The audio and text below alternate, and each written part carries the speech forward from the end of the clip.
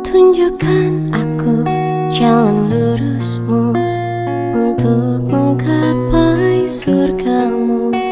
Terangiku dalam setiap langkah hidupku, karena ku tahu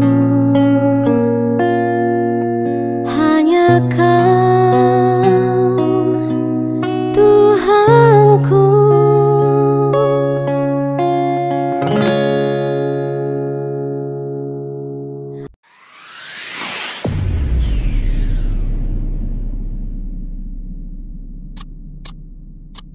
Itu tokoh penemu Aljabar. Aljabar.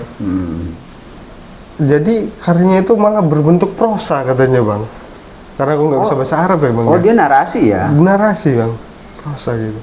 Kalau kita lihat di situ dijelasin juga bangunan silogisme itu ya itu kecerdasan matematis bang sebenarnya. Iya, sebenarnya kan matematika ini orang sering salah mengasosiasikan bahwa matematika 1 tambah 1 sama dengan 2 gitu.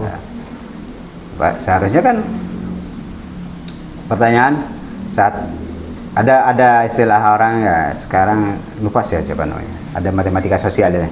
Saya pernah cerita ya? Iya. Sama. Hari ini kamu mencuci piring berapa piring? Besok kamu mencuci piring berapa piring? Umpamanya hari ini 5, besok 2. Terjadi penurunan berapa persen? Terjadi penambahan berapa persen? Dalam seminggu berapa piring yang sudah kamu selesaikan cuci? Nah, itu kan narasi ya. Pertanyaan-pertanyaan gitu dinyatakan. Ya matematis, di situ ada pengurangan, di situ ada penyulahan, di situ ada persentase gitu kan. Kira-kira ya mestinya kan kehidupan ini juga nggak bisa dipisahkan dari matematika kan. Dia kan akhirnya bagian-bagian hidup ini nggak parsial memahaminya, mestinya ya. Mestinya. Dan itu ada bahasan di sini. Ada bang. Aku lupa ya tepatnya di halaman berapa gitu, tapi ada bang. Kan kalau awal dia itu kan apa itu matematika? Saya baca dulu. Apa itu matematika? Apa sebenarnya matematika itu? Nah itu aku bingung sendiri bang, apa ya? Matematika digelarkan sebagai seni, bahasa, dan sains. Bagi sebagian orang, matematika adalah sarana untuk membahas rahasia alam, seperti dikemukakan oleh Galileo dengan sangat baik. Alam semesta tidak dapat dibaca sampai kita mempelajari bahasanya dan akrab dengan karakter yang digunakan untuk menuliskan bahasa itu. Alam semesta ditulis dalam bahasa matematika. Kata Galileo itu bang. Galileo ini belum ada yang ngebantah Galileo sampai sekarang itu kecerdasannya. Maksud saya tuh nggak ada yang ngebantah, nggak ada yang bisa membantah kecerdasan Galileo. Yang ngomongin tiba-tiba Galileo itu goblok, blow on, kan nggak ada kan? Ada mungkin harus tobat lah. Jadi asik ya buku ini ya. Asik, wajib ya dibaca. Jadi saya dikisahkan gitu aja jadi pengen banget baca. Cuman kamu nggak pinjemin ya. Kamu butuh 1 jam lagi menyelesaikannya ini. Kan tinggal 100 halaman lagi. Oh iya ini ya saya bilang tadi ya. Jadi yang maksudnya matematika ini dia bisa dilihat di daftar isinya. Ada estimasi, representasi, penalaran, imajinasi, pertanyaan. Bagian kedua cara bekerja. Itu cara berpikir. Cara berpikir itu 5 nih bagiannya sini. Jadi ringkas benar ya isi buku ini ya. Ringkas bang. Cara berpikir, buku setebal ini sebenarnya hanya menjelaskan hal-hal sederhana. Estimasi, representasi, penalaran, imajinasi, pertanyaan. Bagian keduanya cara bekerja. Jadi actionnya, cara berpikirnya ya menganalisis teorinya, kemudian cara bekerjanya itu ada 2, karakter, kolaborasi. Nah kamu udah nyampe kolaborasi sebenarnya bagian akhirnya. Ya kan? Baru mau masuk. Baru mau masuk. Duet matematis yang tidak saling cocok. Bagaimana koloni semut mendapatkan kejayaan mereka dan pencarian matematikawan super. Nah ini harus dibaca ini. Nggak ngerti saya apa itu maknanya.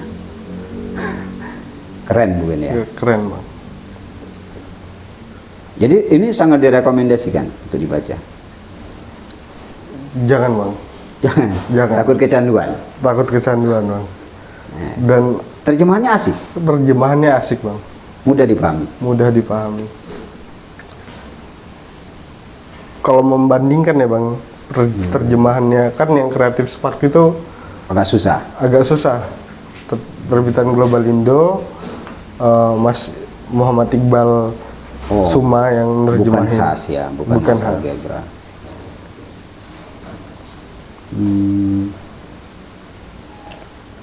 Ini jumlah halamannya 400. Ini termasuk ini daftar 48 pustaka bang. halaman. Itu 400 itu Oh. termasuk daftar pustaka. 448 halaman. Oh, di sini ada Homo Deus juga ya? Iya. Di rekomendasi belakang. Karena satu penerbit. Satu. Satu penerbit dengan alfabet Homo Deus. Kalau Sapien Gramedia. Iya. Iya. Oh, ini ada matematikawan juga yang ngasih Iya, testimoni. Analisis yang menarik tentang mengapa komputer tidak akan pernah menggantikan manusia. Seruan untuk meningkatkan kejayaan kita pada zaman algoritma dan kecerdasan buatan.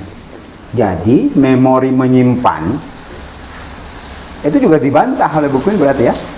Iya bang. Jadi kan kalau berapa hard disk itu ya? Apalah, bukan hard disk sekarang ini apa ya? SSD bang. Iya, apa kan? Iya sama aja. Berapa? ya. Iya, Fungsinya penyimpanan untuk lah ya, penyimpanan. penyimpanan. Artinya berapa megabyte pun, gigabyte ya, yang nggak ada ukurannya dengan penyimpanan di otak Betul. manusia ya. Betul. Aku nggak bisa jelasin secara detail ya bang buku ini, tapi di buku ini juga dibahas. Misalkan gini, kita pakai komputer yang Pentium tinggi ya, bukan Pentium ya, sekarang itu udah generasi sekian gitu kan ya, generasi sekian, yang prosesor ini generasi sekian, yang canggih lah gitu bang. Oh ya, yang paling canggih sekalipun. Itu aja gagal untuk membaca data dalam jumlah data yang amat banyak, misalkan seperti itu bang, yang mengalami delay gitu ya. Apa di sini disebutnya metode yang digunakan brute force itu bang, baca pola-pola data gitu. Dan dijelasin di sini tukang taksi bang. Jadi mungkin aku langsung terpikir sama Google Maps bang. Biasanya kan kita hari ini kita mau kemana memanfaatkan Google Map. Oh ya, mengkol kiri, kanan, lurus. Oh ya ini nyampe, ternyata Tujuan ada di sebelah kanan, Iya. tujuannya sebelah kiri. barang lihat loh pemakaman gitu bang, ya kan? Waduh. Nah dibahas di buku ini bahwasannya mesin nggak bisa mengestimasikan jarak mana yang paling efektif dan efisien untuk dijangkau, bang. Kalau manusia lewat pengalamannya dia nyeritain supir taksi di Amerika, bang. Dia udah tahu, oh jalanan ini jam sekian macet, lewat jalan yang lain gitu kan. Jarak tempuh yang paling dekat dia bisa Mengestimasi, mengambil memperkirakan. keputusan terhadapnya gitu. Jadi ya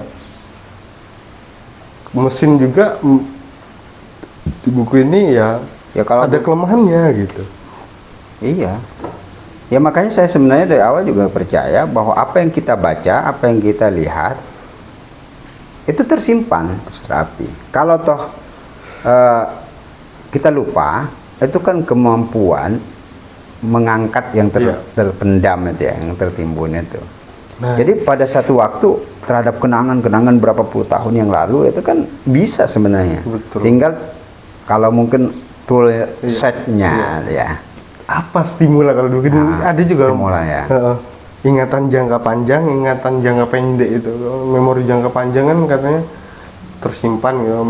Memori jangka panjang, jangka pendek misalkan untuk ngadapin kehidupan sehari-hari, bang. Misalkan kayak misalkan ya di SD kita dia juga kenapa sih kita disuruh ngapalin perkalian, bang? Biasanya kan kalau di Indonesia ya. Iya. Kalau di Indonesia perkalian itu kan 1 sampai 100 itu. 1 sampai 100 itu.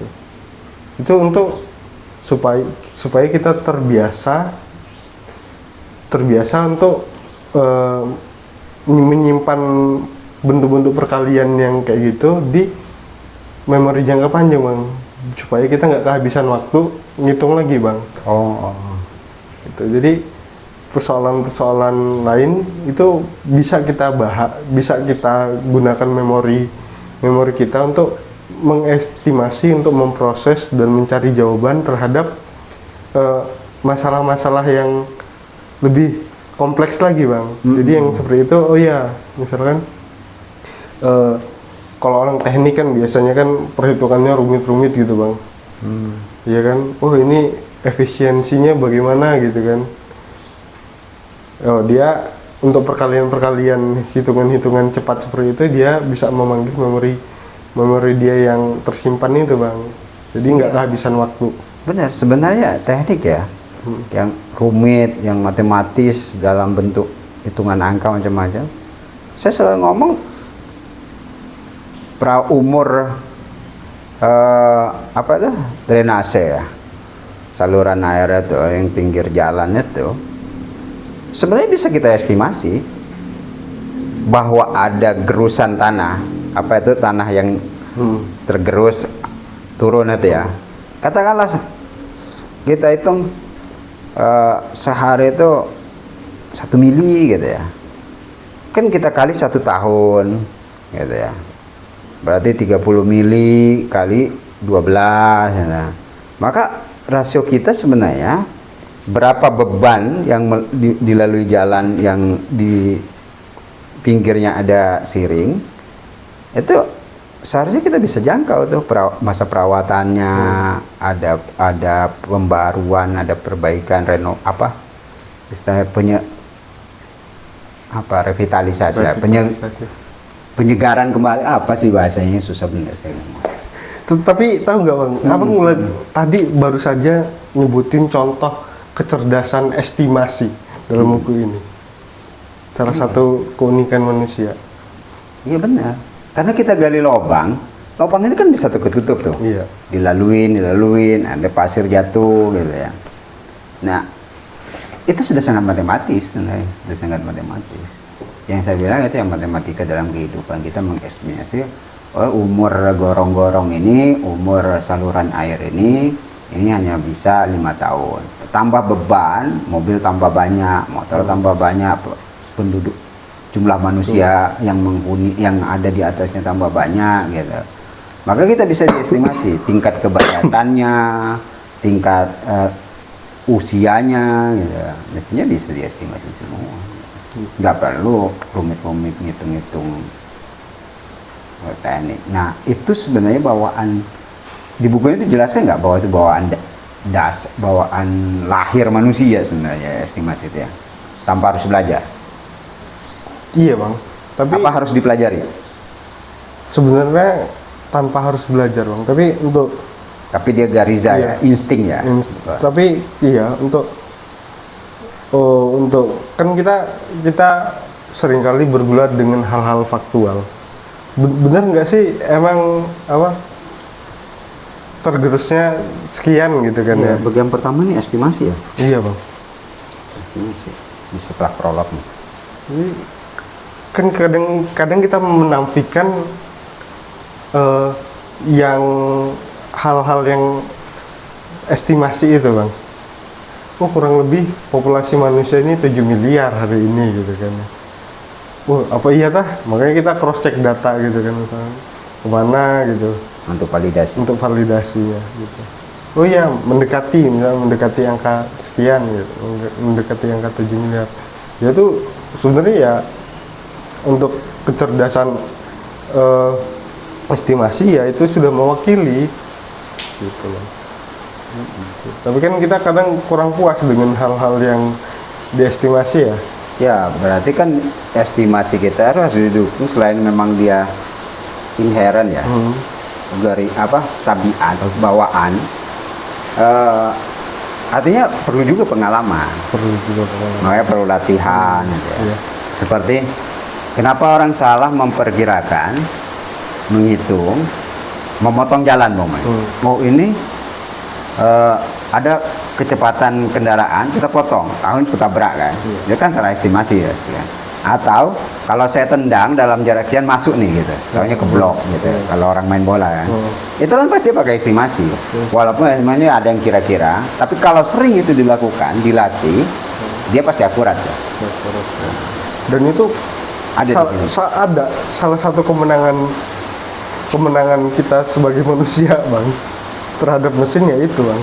Karena mesin cuma baca pola katanya, Bang. Karena aku juga bukan Data terlanjur kita yang input kan. Iya. Iya.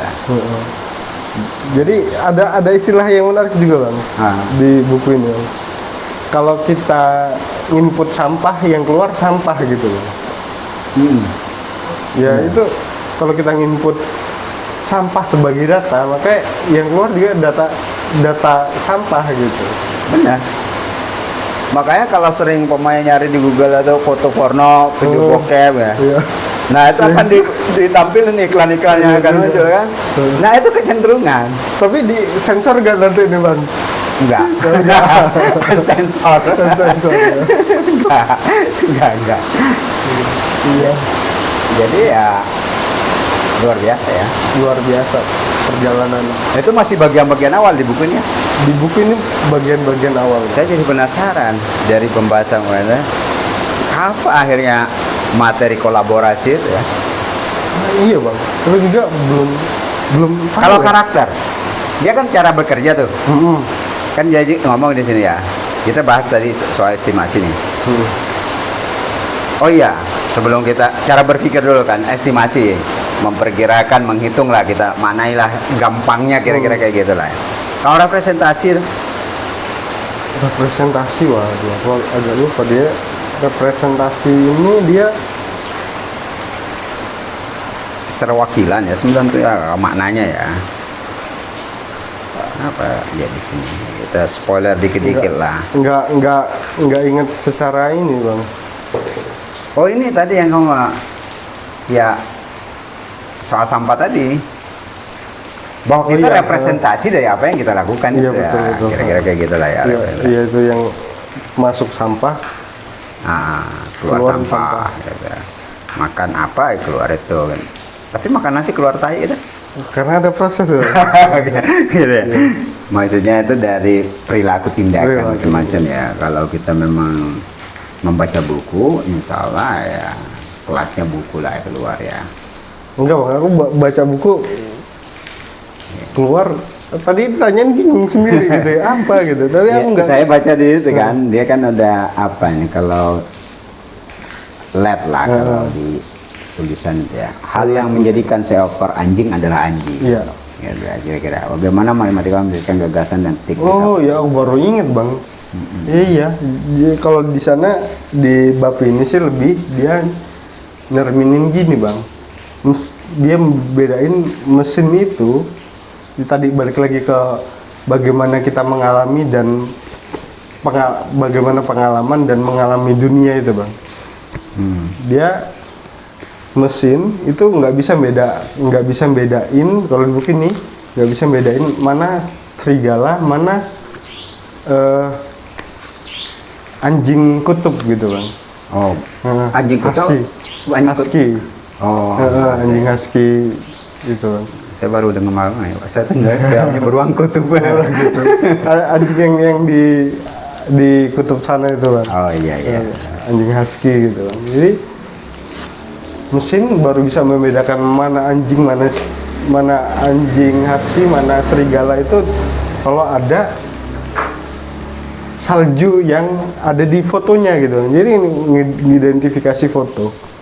Oh, mesin ya. Mesin. Tapi kita lewat nggak perlu anjing itu di salju. Iya, lewat pengalaman dan bagaimana kita mengalami dunia, kita bisa oh ya ini anjing gitu kan. Oh ini kucing gitu kan. Walaupun